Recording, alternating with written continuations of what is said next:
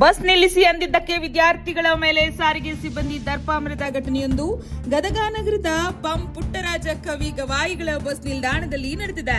ಸಾರಿಗೆ ನೌಕರರು ವಿದ್ಯಾರ್ಥಿಯೊಬ್ಬನ ಮೇಲೆ ಹಲ್ಲೆ ನಡೆಸಲು ಮುಂದಾಗಿದ್ರು ಎಂಬ ಆರೋಪ ಕೂಡ ಕೇಳಿಬಂದಿದೆ.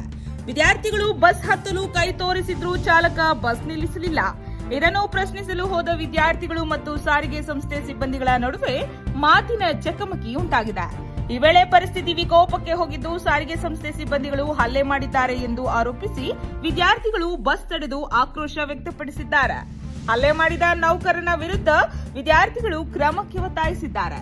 ಇನ್ನು ಸುದ್ದಿ ತಿಳಿಯುತ್ತಿದ್ದಂತೆ ಸ್ಥಳಕ್ಕೆ ದೌಡಾಯಿಸಿದ ಗದಗ ಶಹರ ಪೊಲೀಸ್ ಸಿಬ್ಬಂದಿಗಳು ವಿದ್ಯಾರ್ಥಿಗಳ ಮನವೊಲಿಸಲು ಹರಸಾಹಸ ಪಟ್ಟರು. ಕೆಲಕಾಲ ಬಸ್ ಸಂಚಾರ ಸ್ಥಗಿತಗೊಂಡ ಹಿನ್ನೆಲೆಯಲ್ಲಿ ಪ್ರಯಾಣಿಕರು ಪರದಾಡುವಂತಹ ಪರಿಸ್ಥಿತಿ ನಿರ್ಮಾಣವಾಗಿತ್ತು.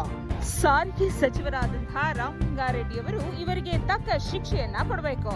ಈ ರೀತಿಯ ಮತ್ತಷ್ಟು ವಿಶೇಷ ಸುದ್ದಿಗಳಿಗಾಗಿ ವೀಕ್ಷಿಸಿ PTV ನ್ಯೂಸ್ ಕನ್ನಡ.